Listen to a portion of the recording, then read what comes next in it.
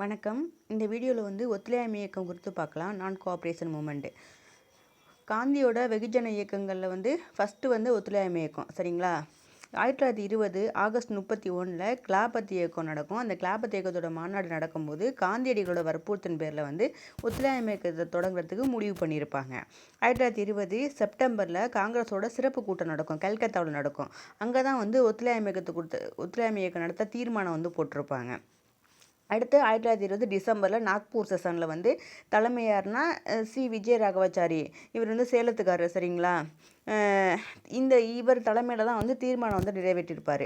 Plus இன்னொரு விஷயம் என்னென்னா மொழி சார்ந்த மாகாண காங்கிரஸ் குழுக்கள் அமைக்கப்படும் அப்படின்னு சொல்லி ஒரு உத்தரவாதம் கொடுத்துருப்பாங்க. இதை பேஸ் பண்ணி தான் மொழிவாரி மாகாணங்கள் அமைச்சிருப்பாங்க. இதுக்கு அடிப்படை இந்த இடத்துல தான் ஆரம்பிச்சிருக்கோம். இந்த தீர்மானமும் சேர்த்தே நிறைவேற்றிருப்பாங்க. இந்த ஒத்துழையாமை இயக்கத்தோட கூறுகள் பார்த்தோம்னா பட்டங்கள், பதவிகளை திறக்கிறது. அதே மாதிரி அரசோட செயல்பாடுகளை ஒத்துழைக்க மறுக்கிறது. பள்ளி, கல்லூரிகளை புறக்கணிக்கிறது, நீதிமன்றங்களை புறக்கணிக்கிறது, வழக்கறிஞர்லாம் ஆஜராகாமல் இருக்குது, அரசு அலுவலகங்களை புறக்கணிக்கிறது, சட்டப்பேரவைகளை புறக்கணிக்கிறது, அந்நிய பொருட்களை புறக்கணிக்கிறது. 1919 மாண்டேகு செம்ஸ்போர்ட் சீர்திருத்தம் வரும்ல, அந்த சீர்திருத்தத்தின்படி தேர்தல் நடந்திருப்பாங்க. அந்த தேர்தலையுமே காங்கிரஸ் புறக்கணிச்சிருக்கும். சுதேசி இயக்க கொள்கைகளை பரப்புவாங்க. அடுத்து பார்த்திங்கன்னா அரசு விழாக்களை புறக்கணிக்கிறாங்க, விருந்துகளை மறுக்கிறாங்க, கலந்து கொள்ளாமல் மறுக்கிறாங்க. தேசிய கல்விக்கூடங்கள் நிறுவுறாங்க.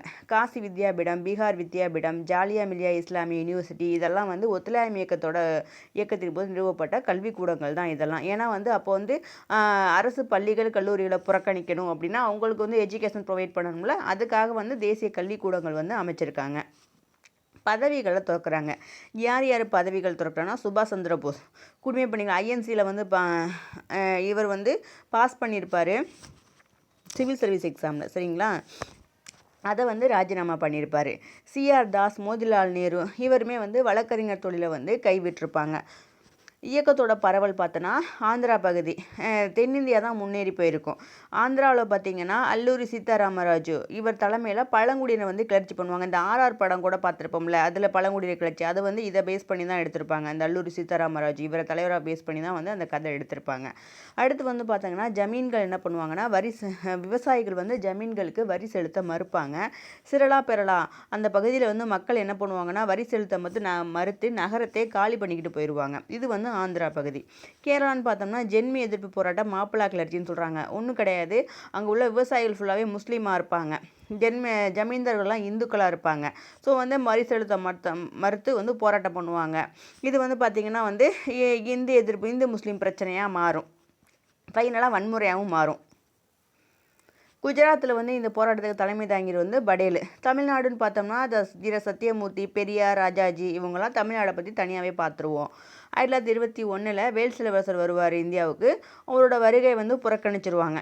1922 பிப்ரவரியில் என்ன பண்ணுவாங்கன்னா வரிகொடா இயக்கத்தை பிரச்சாரம் பண்ணுவாங்க. காந்தியடிகள் பர்தோலியில் வச்சு பிரச்சாரம் பண்ணுவாங்க. ஆனால் பார்த்திங்கன்னா சௌரி சௌரா சம்பவம் நடக்கும். என்னென்னு பார்த்தோம்னா உத்தரப்பிரதேசம் கோரக்பூர், சௌரி சௌராங்கிறது ஒரு கிராமம். அங்கே பிப்ரவரி 5 என்ன பண்ணுவாங்கன்னா 3000 பேர் இந்திய தேசிய காங்கிரஸ் சேர்ந்த தொண்டர்கள் பேரணியாக போவாங்க. எதுக்குன்னு பார்த்தீங்கன்னா அங்கே உள்ளூர் சந்தையில் பொருட்கள் அதிக விலைக்கு விற்றுருப்பாங்க.